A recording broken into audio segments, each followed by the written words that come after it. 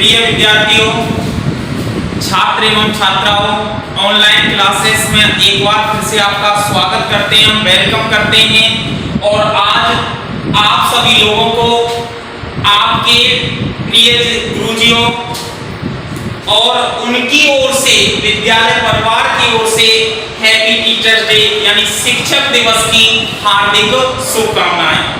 शिक्षक दिवस जो होता है प्रिय विद्यार्थियों मित्रों, डॉक्टर सर्वपल्ली राधाकृष्णन के जन्म दिवस के उपलक्ष्य में मनाया जाता है। उन्होंने एक अपने आप को सर्वश्रेष्ठ शिक्षक के रूप में, सर्वश्रेष्ठ यानी एक विभूति के रूप में हमारे सामने या आप लोगों के सामने अपने आप को प्रस्तुत किया था। इसी कारण इस दिन को 5 सितंबर को शिक्षक दिवस के रूप में मनाया जाता है। आप हिंदी में भी पढ़ते हैं, हिंदी के अंतर्गत यानी बिना गुरुजी के, बिना शिक्षक के किसी भी व्यक्ति का क्या नहीं हो सकता, उद्धार नहीं हो सकता, भवसागर से पार नहीं हो सकता। यानी हिंदी में लाइन पढ़ी होंगी आपने, गुरु गोविंद दो खड़े काय के लागू पाए, बलिहारी गुरु आपने और गोविंद दिए मिला। यानी गुरु और गोविंद दो व्यक्ति खड़े हुए थे बेटाओ, इधर गुरुजी खड़े थे और इधर भगवान खड़े थे। यानी गुरु गोविंद दो खड़े, किसके लागू पाए यानी मैं सबसे पहले किसके पैर छूऊं, बलिहारी गुरु आप पैर गोविंद दिए मिला। यानी मैं तो सबसे पहले यानी गुरुजी के ही पैर छूऊंगा, क्योंकि गुरुजी ने ही मुझको किसके मिलाया है, गोविंद से मिलाया है। आप रोजाना प्रेयर करते हैं प्रिय विद्यार्थियों, तो प्रेयर के अंतर्गत आप बोलते हैं गुरुवे ब्रह्मा गुरुवे विष्णु गुरुवे देवो साक्षात ब्रह्म तस्मै श्री गुरुवे नमः। यानी गुरुजी का स्थान जो होता है ब्रह्मा से, यानी गुरु ब्रह्मा से भी ऊपर बता दिया आपने, गुरुदेव ब्रह्मा यानी ब्रह्मा के समान, यानी आपने क्या दे दी उसको संज्ञा दे दी। तो ध्यान रखना, यानी जीवन में जो भी आपको, यानी जीवन में जो भी आपको सक्सेस पानी है, सफलता पानी है, तो गुरुजी का क्या रखना पड़ेगा आपको, यानी सम्मान रखना पड़ेगा और गुरुजी का क्या रखना पड़ेगा, मान आदर देना पड़ेगा। तो मेरी ओर से, विद्यालय परिवार की ओर से और सभी गुरुजन भाई बहनों की ओर से आप सभी विद्यार्थियों को यानी हैप्पी टीचर्स डे, शिक्षक दिवस की हार्दिक शुभकामनाएं। तो प्रिय विद्यार्थियों, हम अपना आज का टॉपिक जो था कल अधूरा रह गया था, सेंटेंस रिकॉर्डिंग, उसे शुरू करते हैं। सेंटेंस रिकॉर्डिंग के बारे में आपको थोड़ा सा क्या करते हैं, बताते हैं। देखो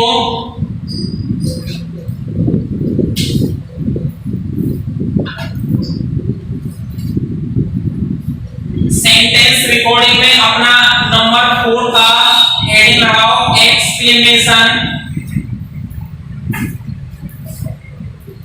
एक्सप्लेनेशन या एक्सप्लेनेटरी,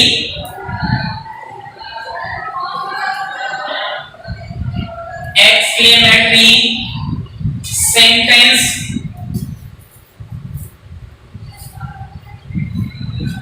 एक्सप्लेनेशन या एक्सप्लेनेटरी सेंटेंस, विस्मय बोधक या विस्मय सूचक वाक्य। हिंदी लिख सकते हैं विस्मय बोधक या विस्मय सूचक वाक्य। ये हो गया आपका विस्मय बोधक या विस्मय सूचक वाक्य।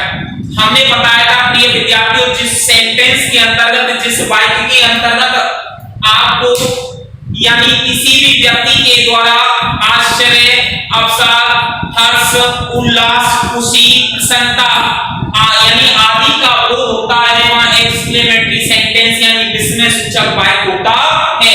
यानी उस सेंटेंस के अंतर्गत विस्मय सूचक वाक्य यानी क्या होता है, विस्मय सूचक वाक्य का क्या होता है, बोध होता है या विस्मय सूचक वाक्य होता है।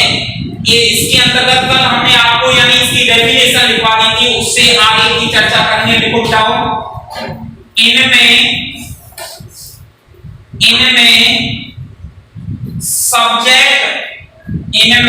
सब्जेक्ट कर्ता, इनमें सब्जेक्ट कर्ता व वर्ब क्रिया, सब्जेक्ट कर्ता व वर्ब क्रिया का रिलेशन, क्रिया का क्रिया का रिलेशन नहीं होता है, रिलेशन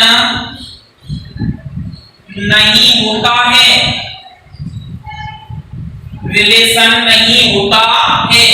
इनमें सब्जेक्ट कर्ता व वर्ब क्रिया का रिलेशन मींस संबंध नहीं होता, इनमें कर्ता और क्रिया का कोई संबंध नहीं होता। मित्रों ध्यान रखना, क्योंकि बहुत से एक्सक्लेमेटरी सेंटेंस जो आते हैं उनमें कर्ता अपने आप को स्थिति स्पष्ट नहीं करता, कभी क्रिया ही क्रिया स्थिति स्पष्ट नहीं करती, तो आपस में संबंध नहीं होता है मित्रों इनके अंतर्गत। आगे देखो, इन वाक्यों में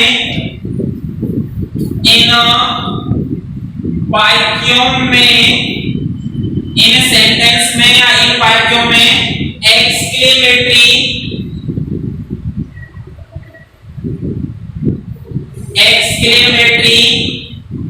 वर्ड्स, इन वाक्यों में एक्सक्लेमेटरी वर्ड्स, विस्मय सूचक शब्द, विस्मय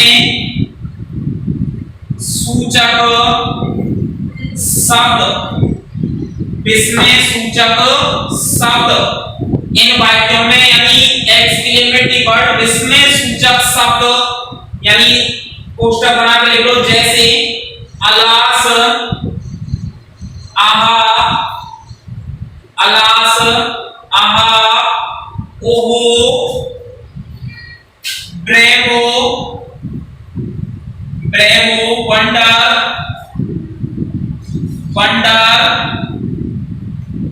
ओहो गॉड, ओहो गॉड, हुर्रा, हुर्रा, ओ टाइम, ओफो आदि, ओफो आदि का प्रयोग, आदि का प्रयोग एक्सक्लेमेटरी मार्क्स, आदि का प्रयोग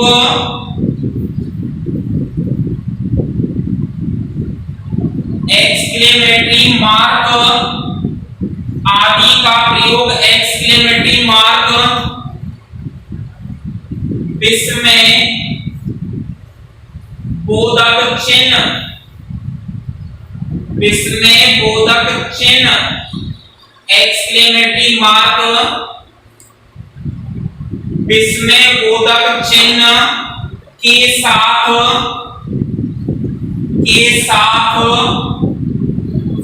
अवश्य होता है, के साथ अवश्य होता है। यानी मीन्स ये कह रहा है कि इन सेंटेंस के अंतर्गत विस्मय बोधक जो शब्द हैं या विस्मय बोधक जो वाक्य हैं उनका बोध जो होता है मित्रों वो अवश्य होता है या इनके अंतर्गत दिया हुआ होता है। एक बार और देखो इसको, यानी विस्मय बोधक वाक्य या विस्मय सूचक वाक्य, देखो मित्रों इनमें सब्जेक्ट यानी कर्ता व वर्ब यानी क्रिया का रिलेशन नहीं होता है, यानी सब्जेक्ट और वर्ब यानी कर्ता और क्रिया का आपस में कोई भी संबंध नहीं होता है, दोनों अलग होते हैं। दूसरा कह रहा है कि इन वाक्यों में एक्सक्लेमेटरी वर्ड्स विस्मय सूचक शब्द, कौन कौन से विस्मय सूचक शब्द, देखो अलास, आहा, ओहो, ब्रेवो, वंडर, ओहो गॉड, हुर्रा, ओहो टाइम, उफ आदि का प्रयोग, आदि का प्रयोग एक्सक्लेमेटरी मार्क, आदि का प्रयोग एक्सक्लेमेटरी मार्क, विस्मय बोधक चिन्ह, एक्सक्लेमेटरी मार्क विस्मय बोधक चिन्ह के साथ अवश्य होता है। आदि का प्रयोग विस्मय बोधक चिन्ह के साथ अवश्य होता है, यानी ये शब्द आएंगे मित्रों आपको वहां पे। आगे देखो इसके अंतर्गत ये यहां तक कंप्लीट हो गया, एग्जाम्पल डालो आप।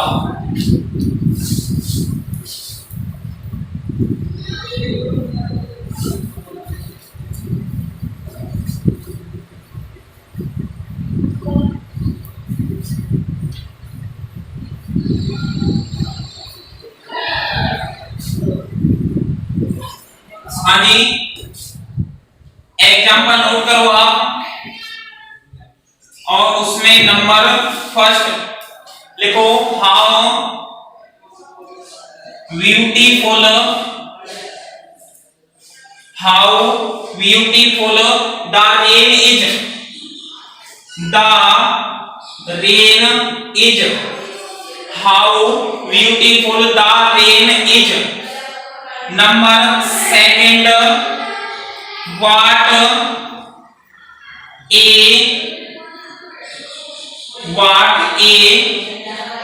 Wonderful site, wonderful site. मित्रों दो सेंटेंस लिखे हुए हैं, देखो सबसे पहले ये जो हाउ शब्द है वो क्या है आपका WH वर्ड आ गया, क्या आ गया मित्रों WH वर्ड, लेकिन WH वर्ड होने के साथ साथ ही किसका संकेत दे रहा है, एक्सक्लेमेटरी का, एक्सक्लेमेटरी वर्ड्स हो गया, ठीक है ना। वैसे तो WH वर्ड है लेकिन चिन्ह के साथ प्रयोग हुआ है तो एक्सक्लेमेटरी का सूचक हो गया। ब्यूटीफुल क्या हो गया यहाँ पे, एडवर्ब, वो एडजेक्टिव हो गया, विशेषण हो गया ब्यूटीफुल। द रेन मित्रों आपका यानी क्या हो गया, सब्जेक्ट हो गया यहाँ पे, और इज आपकी क्या हो गई यानी हेल्पिंग वर्ब हो गई, और ये लास्ट में आपका एक्सक्लेमेटरी मार्क हो गया, एक्सक्लेमेटरी मार्क हो गया। आगे देखो मित्रों, व्हाट ए आपका वैसे तो WH वर्ड है लेकिन यहाँ पे किसका संकेत दे रहा है, एक्सक्लेमेटरी वर्ड का, एक्सक्लेमेटरी वर्ड है। वंडरफुल मित्रों आपका क्या हो गया यानी एडवर्ब हो गई, और साइट यानी आपका क्या हो गया, ये दृश्य, दृश्य आपका क्या हो गई यानी खाली वर्ब हो गई, और ये आपका एक्सक्लेमेटरी चिन्ह हो गया। ध्यान रखना इसके अंतर्गत कर्ता और क्रिया का कोई संबंध नहीं है। देख लो आप पहले वाक्य में कर्ता और जो वर्ब है कोई नहीं आई है, संबंध ही नहीं होता है, दूसरे वाक्य में भी कर्ता क्रिया का कोई संबंध नहीं हुआ है। तो ये जो स्थिति होती है, ये स्थिति ये बताती है कि इसमें कर्ता और क्रिया का कोई भी संबंध नहीं पाया जाता। और एग्जांपल नोट करो मित्रों, number third, I have undone, undone. Number 4 मित्रों, hurrah, we have won the match, we have won the match. Number 5, bravo, well done, bravo, well done। नीचे दिए गए जो वाक्य सेंटेंस जो है मित्रों उनमें एक ही स्थिति छुपी हुई है कि इनके अंतर्गत ना तो कर्ता का बोध सही तरीके से हो रहा है और ना ही किसका हो रहा है, क्रिया का हो रहा है, यानी दोनों शब्द जो हैं अपनी स्थिति को स्पष्ट नहीं कर पा रहे हैं। ध्यान रखना दोनों शब्दों के अंतर्गत स्थिति क्या नहीं हो रही है, स्पष्ट नहीं हो रही, कर्ता की भी नहीं है ना क्रिया की भी है। दूसरे वाक्य में भी ऐसे ही है, तीसरे में भी ऐसे ही है, यानी कभी कर्ता आ जाता है कभी क्रिया आ जाती है, दोनों का मैच नहीं होता है, मिलान नहीं होगा इसमें, ये ध्यान रखना एक्सक्लेमेटरी में। ये कंप्लीट हो गए एग्जांपल। आप अब इसकी विशेषताएं हेडिंग लगाओ, क्वालिटी,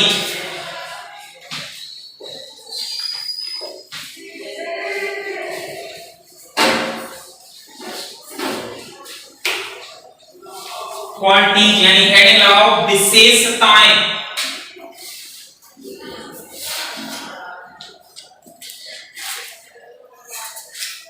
विशेषताएं, और विशेषता में नंबर फर्स्ट डाल के लिखो मित्रों, नंबर फर्स्ट है अपनी इनमें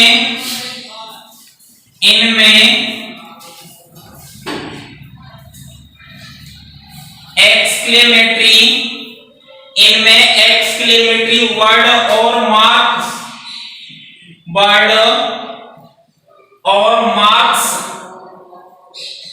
इनमें एक्सक्लेमेटरी वर्ड और मार्क्स का प्रयोग अवश्य होता है, का प्रयोग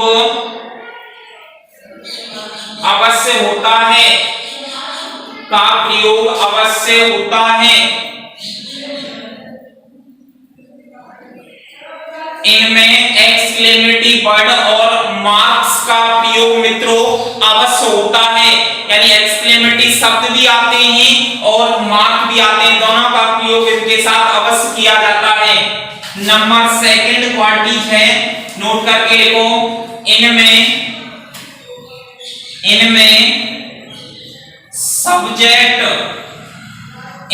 सब्जेक्ट यानी कर्ता, इनमें सब्जेक्ट यानी कर्ता व वर्ब के बीच, कर्ता व वर्ब यानी क्रिया के बीच, वर्ब के बीच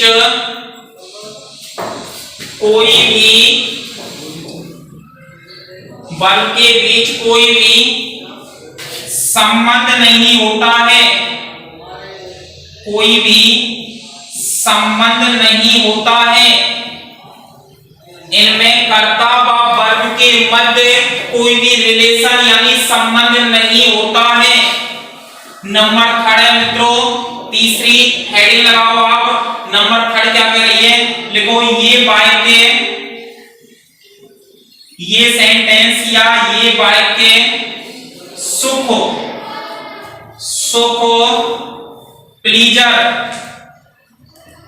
प्लीजर सुख यानी प्लीजर सुख, कॉमा लगा के लिखो दुख सौरो,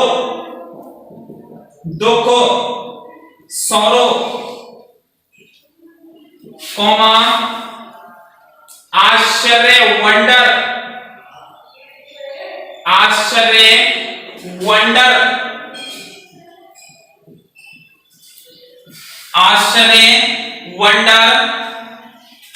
कॉमा प्रशंसा,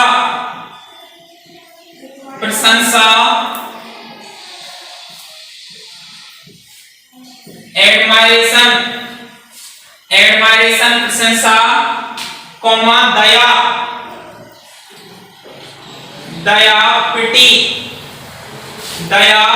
पिटी आदि का भाव,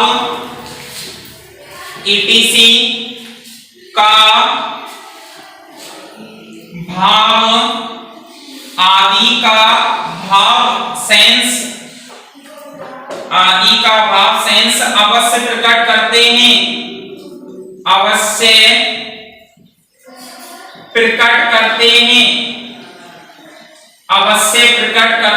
हैं, इन सेंटेंस के अंतर्गत यानी आपको दया भाव के अंतर्गत यानी इनमें सुख, प्लीजर, दुख, सौरो, आश्चर्य, वंडर, एडमायरेशन, प्रशंसा, दया, पिटी आदि का सेंस अवश्य प्रकट होता है। नंबर अगली लिखो बेटा विशेषता नंबर 4, ये वाक्य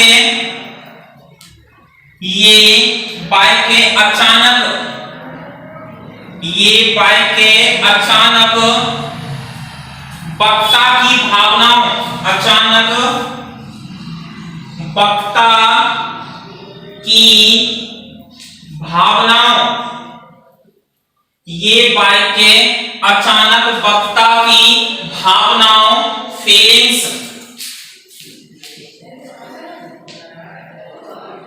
फीलिंग्स भावनाओं को तीव्रता से व्यक्त करते हैं, तीव्रता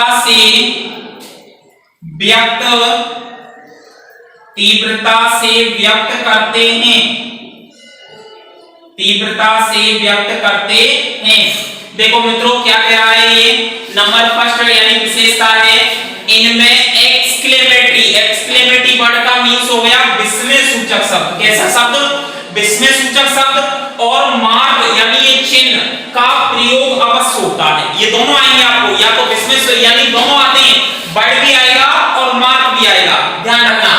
दूसरी विशेषता इनमें कर्ता व वर्ब जो क्रिया है उसके बीच में कोई भी संबंध नहीं होता। मैंने पहले भी बता चुका हूं कि कर्ता और क्रिया जो है दोनों यानी इसमें अलग अलग रहते हैं, उनका कोई भी आपस में रिलेशन नहीं होता है।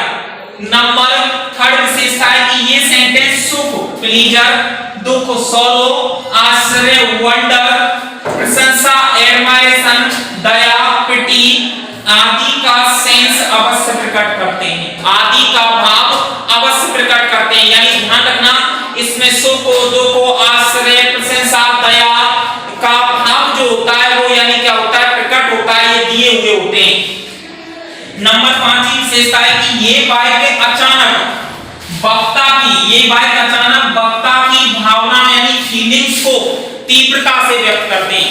ये बाइक अचानक वक्ता की जो भावनाएं होती हैं उनको अचानक तीव्रता के साथ, किसके साथ, तीव्रता के साथ प्रकट करते हैं।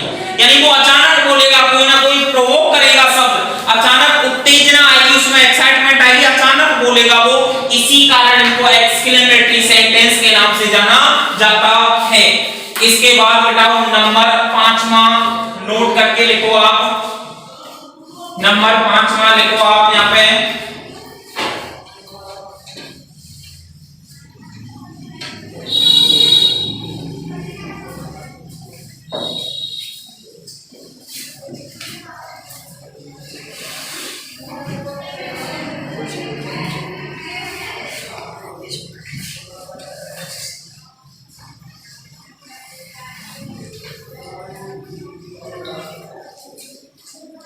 हाँ जी, नंबर 5 में हेडिंग लगाओ आप, ब्लेसिंग, ब्लेसिंग या ऑप्टेटिव,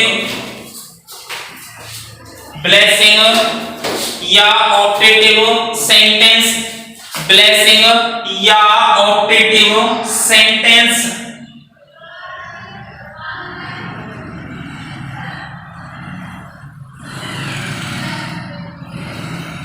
ब्लेसिंग या ऑप्टेटिव सेंटेंस। देखो बताओ क्या होता है, हिंदी लिख लो इसकी भले ही नीचे, ब्लेसिंग की हो गई आशीर्वाद, ऑप्टेटिव हो गई प्रार्थना या आशीर्वाद, प्रार्थना सूचक या आशीर्वाद सूचक वाक्य, प्रार्थना या आशीर्वाद सूचक वाक्य क्या होता है मित्रों, यानी जिन सेंटेंस के अंतर्गत, जिन वाक्यों के अंतर्गत यानी क्या होता है, यानी आशीर्वाद का भाव होता है। किसका भाव होता है, आशीर्वाद का भाव होता है। यानी वहां पे कुल मिला के किसी भी व्यक्ति के द्वारा प्रार्थना की जाती है, किसी भी व्यक्ति के द्वारा क्या की जाती है, प्रार्थना की जाती है, उसे आशीर्वाद सूचक वाक्य के नाम से जाना जाता है। देखो मित्रों, यानी इसके अंतर्गत कुल मिला के किसी भी व्यक्ति के द्वारा आशीर्वाद का बोध होगा, यानी वो प्रार्थना शब्द दर्शाएगा। तो इसके अंतर्गत लिखो आप क्या होता है, ये वाक्य, ये वाक्य सामने वाले, ये वाक्य सामने वाले व्यक्ति, ये वाक्य सामने वाले व्यक्ति को आशीर्वाद देने, सामने वाले व्यक्ति को आशीर्वाद, आशीर्वाद ब्लेस, आशीर्वाद ब्लेस, आशीर्वाद देने, उसके बाद कॉमा शुभकामना, शुभकामना, शुभकामना विश या श्राप, कर्ष, श्राप, कर्ष आदि को व्यक्त, आदि को व्यक्त करने, आदि को व्यक्त करने के लिए, करने के लिए इनका प्रयोग किया जाता है, इनका प्रयोग किया जाता है। आदि को व्यक्त करने के लिए इनका प्रयोग किया जाता है। आगे लिखो बिटाओ पैराग्राफ चेंज करके, ये वाक्य में,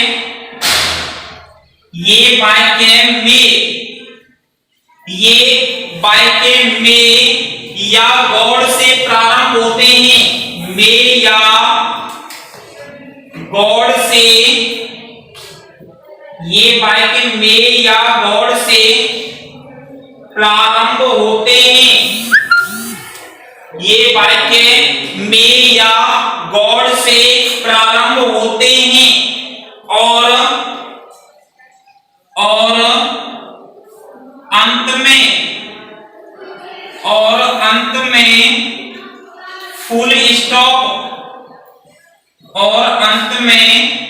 फुल स्टॉप का प्रयोग करते हैं। पूर्णविराम, फुल स्टॉप, पूर्णविराम का और अंत में फुल स्टॉप पूर्णविराम का प्रयोग करते हैं। पूर्णविराम का प्रयोग करते हैं और अंत में फुल स्टॉप पूर्णविराम का प्रयोग करते हैं। देखो ये सेंटेंस हमसे कह रहा है, ये वाक्य हमको बता रहा है कि इन वाक्यों के अंतर्गत यानी इन सेंटेंसों के अंतर्गत, इन वाक्यों के अंतर्गत जो स्थिति होती है, इन वाक्यों के अंतर्गत जो स्थिति होती है वह स्थिति आपको यानी आशीर्वाद प्रार्थना की मिलेगी। आशीर्वाद या किसकी मिलेगी? प्रार्थना की मिलेगी। यानी देखो एक बार आपको इसके बारे में बताते हैं। ये वाक्य सामने वाले पर्सन यानी सामने वाला जो व्यक्ति होता है, पर्सन होता है, व्यक्ति को आशीर्वाद यानी ब्लेस देने, आशीर्वाद देने, शुभकामना विश करने या श्राप यानी कर्स, श्राप माने कर्स आदि को व्यक्त करने के लिए इनका प्रयोग किया जाता है। आदि को व्यक्त करने के लिए इनका प्रयोग किया जाता है। क्लियर हो गया? यानी शुभकामना, आशीर्वाद, प्रार्थना आदि को व्यक्त करने के लिए इनका प्रयोग किया जाता है। आगे कह रहा है ये वाक्य में शब्द से यानी में से शुरू होंगे या फिर गॉड, जीओडी यानी गॉड शब्द से प्रारंभ होते हैं। ये वाक्य में शब्द से शुरू होते हैं या फिर गॉड शब्द से प्रारंभ होते हैं और वाक्यों के अंत में क्या आता है? फुल स्टॉप यानी पूर्णविराम का प्रयोग किया जाता है। यानी में शब्द या गॉड शब्द से तो वाक्य शुरू होगा, प्रारंभ होगा, लेकिन जब वाक्य जब समाप्त होगा, वाक्य जब क्या होगा? समाप्त होगा, तो वाक्य के अंत में पूर्णविराम यानी फुल स्टॉप का प्रयोग किया जाता है। एग्जांपल नोट करो मित्रों, लिखो एग्जांपल इसमें।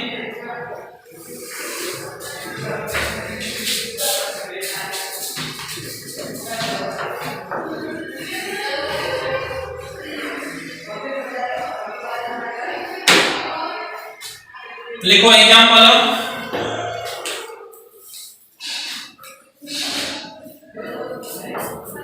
नंबर फर्स्ट,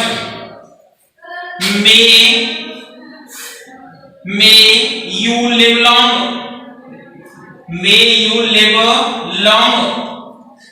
नंबर, अब देखो बेटाओ, मैंने अभी आपको बताया था सेंटेंस के अंतर्गत डिवाइड किया था कि may शब्द जो है यानी क्या हो गया आपका? ऑप्टेटिव का संकेत हो गया। इसके बाद यू क्या हो गया? यानी ये ऑप्टेटिव वर्ड हो गया। यू क्या हो गया? यानी सब्जेक्ट हो गया। और लिव यानी और लॉन्ग आपकी, लिव आपकी वर्ब हो गई और लॉन्ग आपका यानी किस में आ गया? ईटीसी में आ गया। नोट कर लो, यानी आपका ऑप्टेटिव शब्द है, ये करता है, ये वर्ब है और ये आपका एटसेट्रा है। नंबर सेकंड, दूसरा लिखो God bless you, God bless you, God bless you. Number third, may you get success, may you get success in your life, in your life, may you get success in your life. Number four, good morning sir, good morning sir. ये आपके जो थे बताओ, ये आपकी यानी sentence हो गए। इन सभी सेंटेंसों का जो प्रारंभिक वर्ड है वो मे या गॉड शब्द से शुरू हो रहा है और प्रत्येक वाक्य के अंतर्गत यानी प्रत्येक कर्ता के अंतर्गत, सेंटेंस के अंतर्गत उसकी स्थिति जो आ रही है वो ये आ रही है कि ये आशीर्वाद या प्रार्थना का क्या हो गया? सूचक हो गया। आशीर्वाद या प्रार्थना का क्या हो गया? सूचक हो गया। तो मित्रों आगे की चर्चा आपसे नेक्स्ट वीडियो में करेंगे। Thank you.